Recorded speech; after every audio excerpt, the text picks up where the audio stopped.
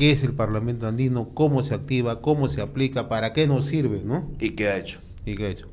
Bueno, el Parlamento Andino es una organización supranacional que representa a los 4 países que lo conforman por Colombia, Perú, Bolivia y Ecuador. ¿Y Chile se iba a incorporar, dice? Chile es un país asociado. Asociado. Es un ¿ya? país observador. ¿Ya? Creo que hayan cometido un error los parlamentarios andinos actuales al haber incorporado a los representantes de Chile con voz y voto. ¿Por qué? ¿Por qué? Porque ellos debían de tener solamente voz, porque no son parte plena, no son parte de la comunidad andina. Los que conforman el Parlamento andino son aquellos países, en este caso, cuyas decisiones son vinculantes, o sea, obligatorias. Chile no tiene esa posibilidad. Pero sí tiene capacidad de decisión. No, porque en todo caso las decisiones que tome la comunidad andina, Chile lo puede cumplir o no lo puede cumplir, o sea, no asume ninguna responsabilidad. No, pero es un país le dieron observador capacidad de decisión en el Parlamento andino. Yo andino. Creo que es un error. ¿Y de quién fue la iniciativa? No tengo idea. Pero bueno, para ir al tema, esta organización del Parlamento andino es la representación política de estos 4 países. A lo largo de todo este tiempo, creo que el tronco, el nervio de la integración ha avanzado de una manera bastante importante entre nuestros 4 países. Hace menos de 8 años, por ejemplo, el intercambio comercial estaba en los $2.000 millones.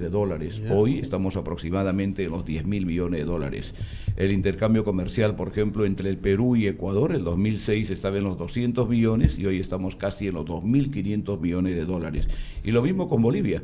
Con Bolivia en 2006 estuvimos en 300 millones y hoy estamos en 1.300 millones. Y con Colombia, pues ni hablar, nuestro flujo comercial está aproximadamente en los $3.500 millones. De manera que el nervio de la integración, que es el intercambio comercial, ha ido consolidándose gracias justamente a este paraguas que se llama Comunidad Andina. Gracias a esas normas, este intercambio comercial se ha consolidado, ha crecido y creo que hoy goza de buena salud. Pero la integración de nuestros países no solamente tiene que ser económica, no solamente tiene que ser comercial, sino también tiene que ser política. Y ahí es donde justamente emerge, nace, ¿no es cierto?, el Parlamento andino. Que tiene algunas debilidades hoy, es cierto. ¿Y cuál de ellas creo que es la más importante? Que sus decisiones hasta el día de hoy no son vinculantes. Claro, esa es una debilidad que se dirá, entonces, si no son vinculantes, ¿para qué sirven? Pero pongámonos a pensar cómo fue la evolución del Parlamento Europeo. Cuando nace en 1952, cuando la Unión Europea comienza a emerger, comienzan a juntarse, comienzan a unirse estos países, y cuando surge precisamente el Parlamento Europeo, sus decisiones no eran vinculantes, inclusive era el lugar, y se decía en ese tiempo, donde iban a reposar los huesos de los políticos que habían cumplido ya su ciclo en cada uno de sus países. Son 78 en ese tiempo, parlamentarios europeos que lo conformaron, y ahora son 750 aproximadamente. La visa Schengen, por ejemplo, que hoy lo comentamos todos y que lo hemos recibido con beneplácito, no viene pues de cada país, ¿no es cierto?, de la Unión Europea, viene de la conjunción de esos países y viene especialmente de la decisión que ha tomado el Parlamento Europeo. De manera que creo que el Parlamento andino es un peldaño fundamental, importante, para construir el proceso de la integración política y económica de la América Latina. Hay propuestas... No es que sea el fin, yo hay creo propuestas que para que, inclusive, que han ido en la dirección de desactivar el Parlamento andino. Me parece, sería un error. Por los costos, por las implicancias que tiene, y precisamente porque, en realidad, como la opinión pública no tiene y no sabe qué cosa hace el Parlamento andino, no, cuáles son sus resultados, o sea, no ve unas cosas tangibles, quizás... por una serie de circunstancias, entre ellas por falta de información. Claro, pero lo que hay el que respaldo entender político es... quizás que le dé la opinión pública es muy débil, entonces Así cualquier es. propuesta que venga y dice, ¿sabe qué? Pero mejor hagamos, incorporemos a esos parlamentarios mejor para que nos sirvan más aquí en nuestro territorio Lo que nacional. creo que hay que entender es que el mundo de hoy es un mundo de bloques, no es un mundo ya de países pequeños y menudos. Los bloques se van conjuncionando, se van cohesionando. Ahí está la Unión Europea, ahí está los mismos Estados Unidos, por ejemplo, que es la cohesión que es la unión de 52 estados, ¿no es cierto?, que tienen una sola bandera, que tienen 9 millones de kilómetros cuadrados, casi 400 millones de habitantes, una moneda tan poderosa como es el dólar, y la Unión Europea una moneda que está en todo sitio, que es el euro.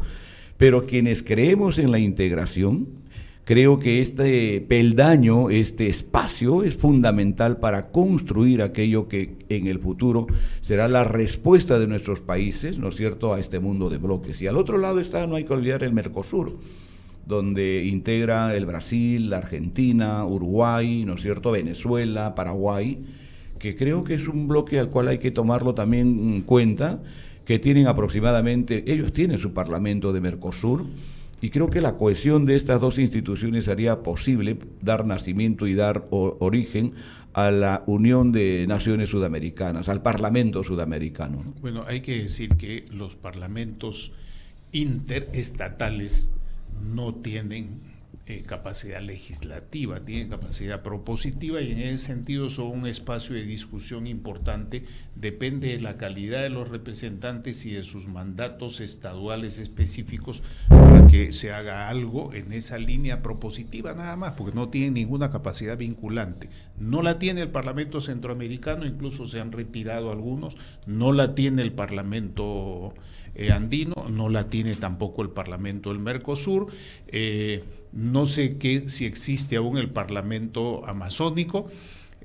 Entonces, el asunto es que si se usa como espacio de proposición de políticas y de articulación de algunas ideas, fuerza, que puedan llevarse a la práctica. Dicho esto, más bien quiero hacerle una pregunta muy específica.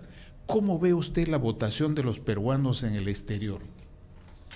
Bueno, donde también nosotros hacemos campaña, ¿no?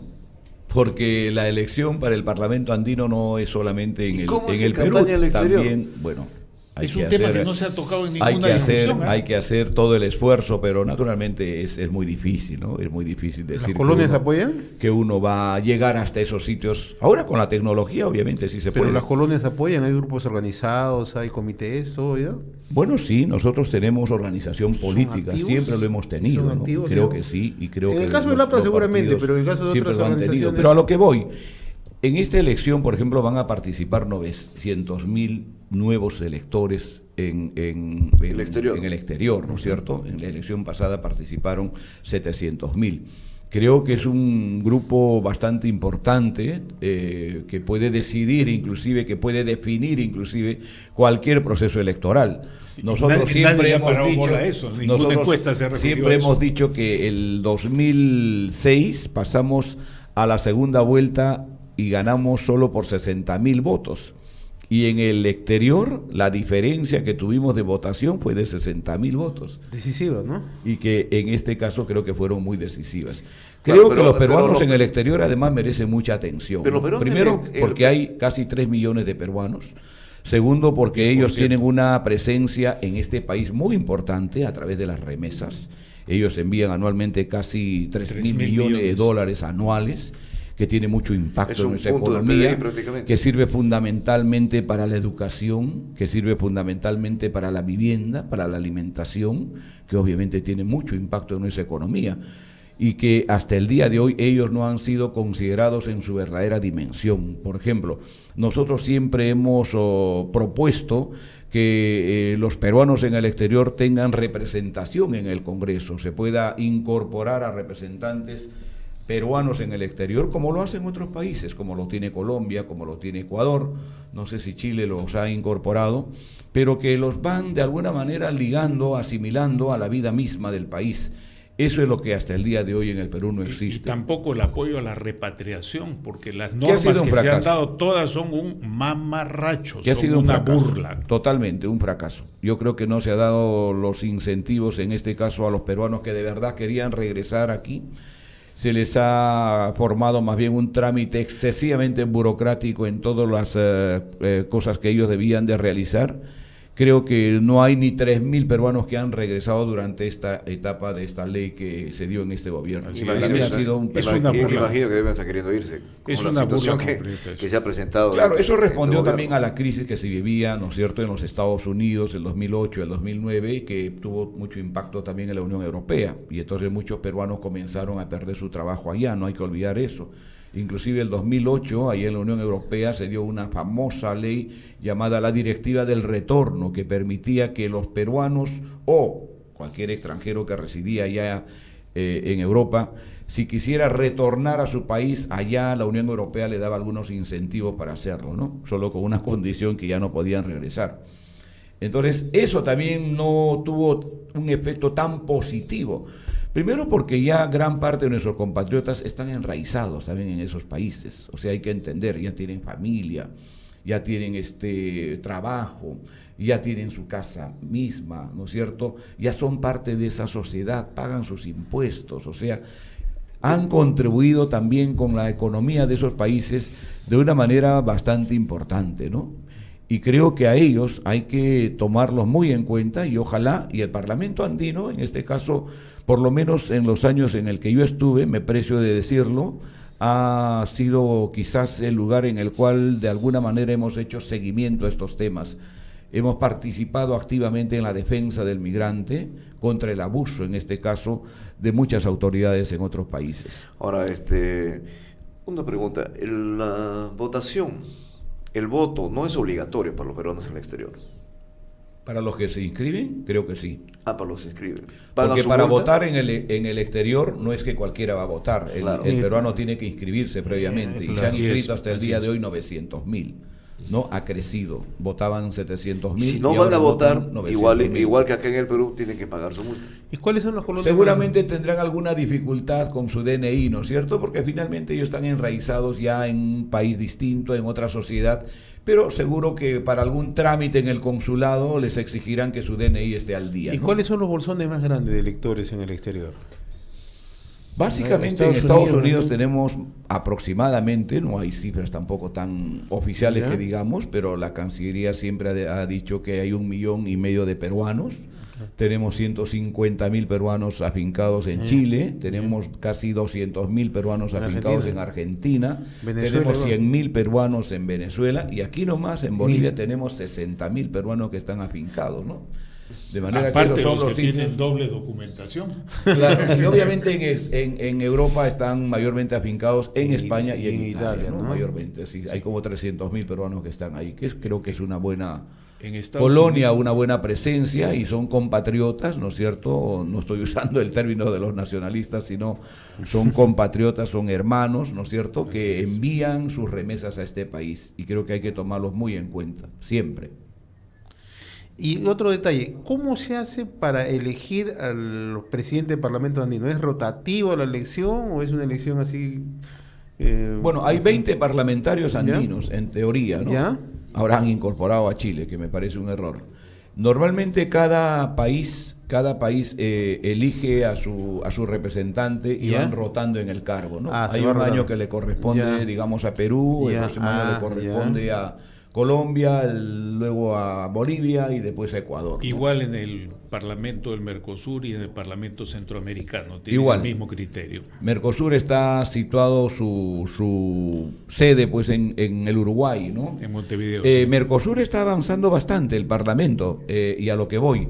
Por ejemplo, ya en Argentina, en esta última elección que ha habido en octubre, donde Macri ha sido elegido, también se han elegido parlamentarios del Mercosur. Paraguay ha elegido sus parlamentarios de Mercosur. Creo que Brasil va en ese camino, ¿no? Hasta ahora son designados. Hay una Venezuela tiene elegido a sus parlamentarios al Mercosur, porque creo que la expresión popular es importante, de alguna manera los va legitimando. Ahora, el tema de fondo para mí es, en este caso, que estas organizaciones, que estas instituciones supranacionales puedan tener decisiones vinculantes. ¿Cómo conseguir eso? Ese es el gran reto que tenemos. Y también y el eso hecho tiene, de alguna manera, una decisión, ¿no es cierto?, en este caso, de quienes comandan el país. Y hay que hacerle entender, en este caso, a los legisladores que de alguna manera hay que ceder cierta soberanía para que estos organismos supranacionales comiencen también a tener vida propia. La integración, no hay que olvidar, es la cesión de soberanía. O sea, la Unión Europea no se forjó porque cada país, ¿no es cierto?, se apertrechó, se cerró en sus normas, en sus leyes. No, cada país comenzó a ceder ciertas normas y cierta soberanía a ese organismo supranacional. Ahora, por eso hoy, por ejemplo, el Parlamento Europeo toma decisiones sobre la moneda, toma decisiones sobre el tema de migraciones, ¿no es cierto? Ciertos temas han sido trasladados al Parlamento Europeo y sus decisiones son vinculantes, que es lo que aquí poco a poco tenemos que hacer. ¿Y cuáles podrían ser esos temas? Eso se va avanzando poco a poco. Podría ser, ¿no es cierto?, temas que tienen que ver con el comercio, donde creo que ya está muy consolidada nuestro intercambio comercial. Tendría que ser, por ejemplo, temas que tienen que ver con la educación, ¿no es cierto? Nosotros hemos propuesto, por ejemplo, la tarjeta laboral andina, y eso significa que los profesionales, los trabajadores, los estudiantes, ¿no es cierto?, puedan tener presencia en cada país solo con su registro de origen. ¿Y eso se aplica o es simplemente es un buen deseo? No, es lo que yo digo, es una una propuesta que promoción. nosotros Eso hemos sustituiría hecho. en todo caso a la visa laboral. Claro. Obviamente, pero con una salvedad muy importante, que ya no se necesita legitimar el título en otro país como se hace hasta el día de hoy. Basta su registro de origen, su título profesional de origen, para ir, por ejemplo, a litigar inmediatamente a Bolivia, a Ecuador o a Colombia, o viceversa, ¿no es cierto? El trabajador que se puede trasladar a otro país con su registro de origen puede acceder a todos los beneficios que tiene en el propio país. Ahora, de manera que creo y que los eso es temas muy de seguridad. Y eso junta, pero por supuesto, esos temas, por ejemplo, si todos esos temas se va trasladando a este organismo supranacional, entonces se va construyendo obviamente la verdadera integración política y económica que nuestros Ahora, países los requieren y parlamentarios, necesitan. perdón, Manuel, los Sí. parlamentarios por lo generalmente tienen dos funciones elementales, ¿no?, básicas, que es fiscalizar y legislar. ¿Qué fiscaliza y qué legislan los parlamentarios andinos? En este momento el parlamentario andino no puede legislar porque sus decisiones no son vinculantes, pero sí puede fiscalizar. Y puede fiscalizar a todos los organismos que conforman la comunidad andina. Y la comunidad andina tiene varios organismos que obviamente está ahí actuando en cada uno de los países, y en este caso sí los parlamentarios andinos pueden tener acceso a cada uno de estos temas. Por ejemplo, hubo un entredicho entre Ecuador y Perú en algún momento cuando vino un momento bastante difícil en Ecuador y ellos comenzaron a retirar aranceles, ¿no es cierto? Sí. El libre tránsito de las Claro. mercancías. Comenzaron a poner impuestos. Entonces hubo una queja del empresariado nacional, de nuestro empresariado peruano, por esa medida que estaba tomando unilateralmente, en este caso, el Ecuador. Y se fue a la Secretaría General de la Comunidad Andina. Por ejemplo, ahí nos tocó intervenir, de alguna manera, fiscalizando un poco ese proceso que se estaba realizando, y se logró que la Secretaría General, siendo el secretario general un ecuatoriano, me acuerdo muy bien, ¿no es cierto?, decirle a Ecuador que lo que estaba haciendo estaba mal porque iba a afectar a 50.000 trabajadores en el Perú. Ese es el volumen de nuestra economía en el intercambio comercial que tenemos. Cualquier cosa que pueda suceder en uno u otro país nos afecta, y afecta fundamentalmente a las empresas y a los trabajadores. Hay un punto importante en esto, y es que los análisis, estudios, evaluaciones que se han hecho tanto del Parlamento Centroamericano como del Andino y del Mercosur, hay un factor que es casi una variable independiente. Cuanto más partidos organizados y enraizados participen en esto, el desempeño es mejor. El mejor evaluado, Mercosur. ¿Por qué? Porque tiene un sistema de partidos en cada país que funciona.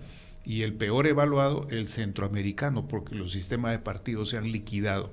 Y aquí estamos estamos viendo en este proceso electoral el riesgo que hay del mayor debilitamiento de los partidos, justamente por lo que se ha hecho, y sería una desgracia que esto también se reflejase en en este Parlamento andino que tenemos, ¿no? Que no hay que permitir, ¿no? No hay Creo que permitir. hay que darle solidez a los movimientos políticos. Creo ahí que la hay que responsabilidad del revisar. APRA, el PPC y otros partidos estructurados en el país. con Ojalá que tradición, este nuevo es muy Congreso importante, que se ¿no? instale en julio de este año pueda inmediatamente comenzar a revisar la ley de partidos políticos, ¿no? Que la verdad creo que ha sido la expresión de una norma que ha liquidado a los movimientos nacionales y que ha dado nacimiento a esos movimientos regionales que hoy pululan por todos sitios, ¿no? Que no son sino a veces bandas de asaltantes, ¿no? Que hemos visto y que hemos vivido durante todos estos años, ¿no? Creo que gran parte de esos presidentes de esas regiones están presos y muchos hasta perseguidos, ¿no? Claro, y eso va a depender mucho también de la actitud que tengan los propios líderes, también de los partidos políticos. Obviamente. Para empezar a hacer cuajar una verdadera renovación, ¿no? Para que esto no se quede pues solamente en el papel, en una ley, sino que tenga una repercusión directa para que veamos en el país florecer a nuevos cuadros políticos bien preparados y que se instale la verdadera democracia en los partidos políticos, ¿no? Creo que ese es el pedido de todos, además el deseo de todos. Y tiene que pasar obviamente por incorporar en algún momento las primarias, ¿no? Creo que las primarias es el camino fundamental para lograr que los partidos políticos sean de verdad democráticos, para terminar con todo este tipo de cúpulas, ¿no es cierto?, todo de el cubileteo, comisiones, ¿no? que evalúan, que deciden, que son ellos los que toman los acuerdos y a veces hay que preguntarse quién los evalúa a ellos, ¿no?